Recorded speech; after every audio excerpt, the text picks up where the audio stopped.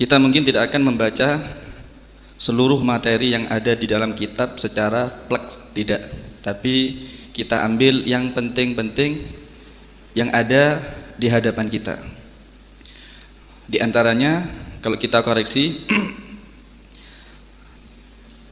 kesalahan-kesalahan yang sering kita dengar di masyarakat terkait adzan ini, ketika melafadzkan yang pertama Allahu Akbar, Allahu Akbar, kesalahan yang sering kita temukan adalah memanjangkan alif Allah, memanjangkan alif Allah sehingga menambahkan satu alif. Kalau Allah pendek ya Allah, tapi kalau Allah hamzahnya panjang berarti ada dua alif di situ yang digabungkan menjadi satu kemudian dipanjangkan, maknanya berubah. Berarti ada alif tambahan yaitu alif istifham dalam bahasa Arab itu yang artinya apakah. Jadi kalau diartikan Allahu Akbar berarti apakah Allah Maha Besar, ini bahaya. Kok masih tanya? Jadi maknanya berubah. Yang asalnya Allah Maha Besar ketika dipanjangkan alifnya itu maknanya apakah Allah Maha Besar. Nah, makanya di sini perlu diperhatikan. Walaupun mayoritas ulama menyatakan makruh, tapi ada satu ulama yang menyatakan haram. Bahkan jika sengaja dan tahu itu artinya demikian, bisa kufur, bisa kafir. Kenapa? Karena mempertanyakan apakah Allah Maha Besar. Nah, ini kan pertanyaan yang tidak pantas bagi orang yang beriman kepada Allah Subhanahu wa ta'ala. Tapi untungnya saya yakin saudara-saudara kita yang mungkin melafalkan seperti itu hanya sebatas ketidaktahuan, tapi bukan untuk menyatakan pertanyaan ketauhidannya Allah, kan begitu. Nah, ini pembahasan ini bukan mau membahas orang yang tukang adzan, dan ini pelajaran kita tentang agama kita semuanya ya. Barangkali di tempat kita, di musala kita, di masjid kita ada yang adzan memanjangkan alifnya, ya yuk ditegur, karena itu kalimat yang akan membahayakan. Tadi ulama Syekh Izzuddin itu yang menyatakan haram ketika dia adalah orang yang sudah ngerti dan sengaja. Ngerti kalau dipanjangkan artinya rusak, kok dipanjangkan, maka bisa kufur. Waliyadzubillah, nasallallahu alaihi wasallam. Kemudian dalam lafaz Allahu Akbar yang nomor 2, seringkali ini yang banyak salah, lebih banyak lagi nih daripada memanjangkan alif. Apa itu? Maddu ba'i akbar, memanjangkan huruf ba-nya lafaz akbar. Ini yang paling banyak. Allahu Akbar, Allahu Akbar. Nah, ba-nya dipanjangkan. Nah, ini juga akbar itu maknanya zat yang paling besar. Kalau kita baca normal Allahu Akbar, adapun Allah adalah zat yang maha besar, yang paling besar dari segala-galanya. Tapi ketika akbar ini ba-nya dipanjangkan, ya, ba-nya dipanjangkan, akbar, ya, akbar ini bukan lagi bermakna zat yang maha besar atau yang paling besar, tapi berubah maknanya. Apa maknanya? Bisa dua. Ada kalanya maknanya gendang, akbar itu gendang, gendang alat musik. Dan juga bisa bermakna akbar itu bermakna head, darah head perempuan. Ini kan bahaya nih.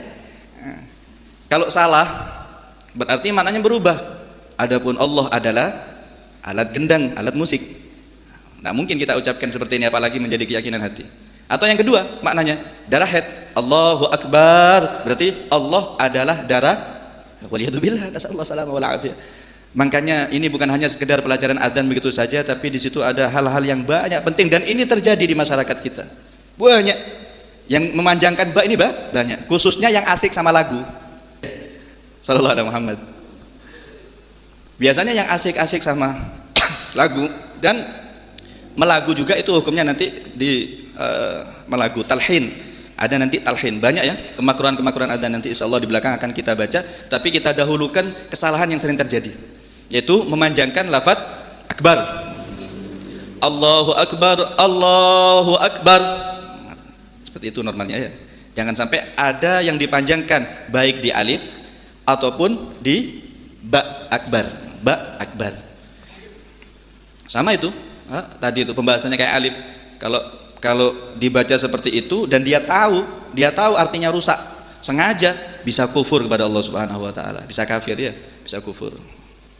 Tapi lagi-lagi kita kita husnudzon dan kita yakin saudara kita yang salah bukan atas dasar ingin merubah maknanya, tapi karena ketidaktahuan. Tapi ya ini seharusnya kita muslim ini bisa ngerti seperti ini seharusnya. Apalagi adzan ini ilmu yang pertama kali yang kita dengar, ya enggak? Merocot dari perut ibu langsung kita dikasih ilmu apa? Adzan. Itu ilmu yang pertama kali diperdengarkan kepada kita. Itu mungkin selama ini kesalahan-kesalahan yang kita dengar. Suaranya enak kadang-kadang, suaranya enak, tapi ya itu. Jadi kita kalau ngajari adzan, fokuslah dulu dengan kalimat. Setelah bagus kalimatnya, setelah bagus makharijul hurufnya dan panjang pendeknya, baru dikasih lagu. Tapi yang ngetren itu lagu didahulukan.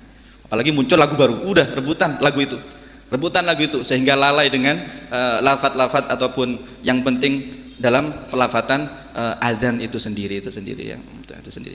Yang lebih malu lagi masjidnya masjid sentral dan bagus, ternyata adzannya seperti itu.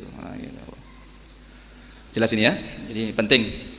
Yang kemudian Allahu Akbar jelas itu. Terus yang kedua apa lafadznya? Apa yang kedua? Asyhadu an la ilaha illallah. Yang sering jadi samar itu kalimat asyhadu. Yang sering samar itu pelafatan shin sama ha. Seringkali haknya hilang berganti shin. Asyhadu an la ilaha illallah, bukan asyha. Itu shin kemudian ha. Kalau asyhadu, aku bersaksi, aku beriman an la ilaha illallah, tiada Tuhan selain Allah. Kemudian jika diganti dengan asyhadu, wallahu alam, tidak jadi kalimat itu, tidak ada artinya, bisa jadi tidak ada maknanya, jadi harus ditahqiq dulu, harus ditaukid, dikuatkan dulu antara huruf shin kemudian sama ha. Asyhadu an la ilaha illallah. Yang sering kita temukan itu haknya menjadi hilang karena kurang selesai mengucapkan shin. Akhirnya asyhadu alla, bukan asyhadu tapi asyhadu. Ya, coba nanti bisa didengarkan dimanapun kita mendengarkan adzan. Nah, dalam asyhadu ini juga harus diperhatikan, jangan sampai memanjangkan alifnya juga. Akhirnya kejadiannya kayak kalimat takbir tadi. Kalau asyhadu, aku bersaksi, aku beriman, aku percaya. Tapi kalau dipanjangkan alifnya berarti ada alif lebih yang bermakna istifham ataupun pertanyaan. Berarti apakah aku beriman tiada Tuhan selain Allah? Akan berubah. Jelas ini ya. Jadi tidak ada yang harus dipanjangkan di alifnya, tidak boleh. Ini sama hukumnya seperti memanjangkan alif di takbir ketika Allahu Akbar. Asyhadu an la ilaha illallah. Kemudian ini yang banyak juga dalam asyhadu an la ilaha illallah, apa? Memendekkan lam alif. Seharusnya kan la ilaha, asyhadu an la-nya kan panjang itu. Yang bermakna tidak. La ilaha berarti tidak ada Tuhan. Seringkali dibaca oleh anak-anak kita, bahkan di TPQ, di musola. Jangan dibiasakan salah anak-anak kita ini. Kita ini tempat rutinan itu kan banyak musola tempat ngaji di Muncar itu, ataupun di tempat-tempat yang lain. Yang lebih miris itu ada ustadznya, ada gurunya yang bisa negor. Cuman yang dipikir wah sekedar adzan. Jangan, akhirnya biasa salah. Jangan biasa salah. Jangankan adzan, kita di pondok Sunsal, di Sunia Salafiyah Keraton Pasuruan, baca kitab salah pendek ditegur sama Ustaz Taufik. Ditegur. Walakin lamnya panjang itu. Walakin ada teman baca walakin dibaca pendek semua. Padahal lamnya panjang. Walakin ditegur sama Ustaz. Walakin. Nah, ini baca kitab ini. Ya seharusnya adzan lebih diperhatikan, jauh lebih diperhatikan daripada hanya sekedar baca kitab ini. Asyhadu an la ilaha, ini la ilaha, asyhadu an la ilaha, ini adik-adikku ini ya, adik-adik ini. Jadi dahulukan makharijul huruf sama panjang pendek, baru setelah itu kalau sudah lancar lagunya baru dikasih. Biar asik, biar orang tertarik untuk hadir. Sopo sing ngadzan iku enak suaranya. Kan gitu, baru hadir. Sallallahu alaihi Muhammad. Gitu ya. Itu yang sering. Sering ini banyak. Jadi Lam alif itu dipendekkan tuh banyak. Ini yang salah. Asyhadu an la ilaha. Yang betul asyhadu an la ilaha illallah. Nah, itu yang banyak. Nah, coba lam alif itu dipendekkan itu banyak, banyak. Walaupun mulai masih kecil ditegur biar tidak biasa salah, biar tidak biasa salah.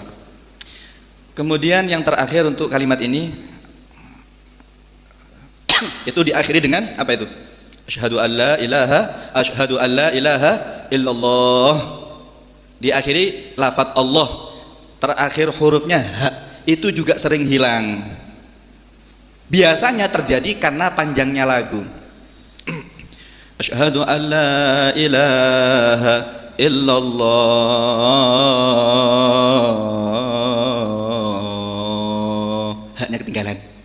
Haknya ketinggalan. Seharusnya walaupun dipanjangkan haknya ada hak yang dibaca waqaf dibaca.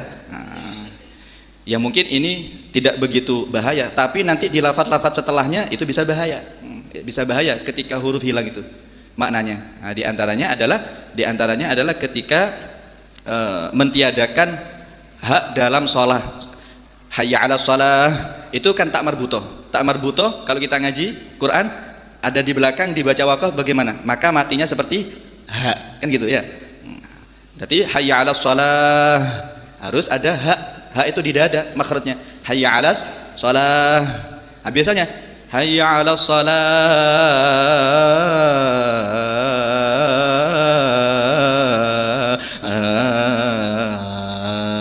biasa, tidak ada haknya hilang sudah.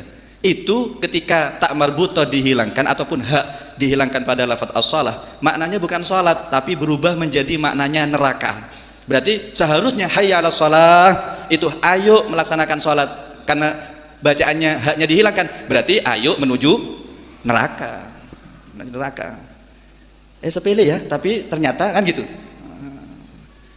Makanya ini penting harus ya, penting untuk kita ketahui, apalagi seorang muslim. Adzan ini tuntunan agama yang mulai kecil kita tahu, mulai bayi bahkan kita diperdengarkan adzan.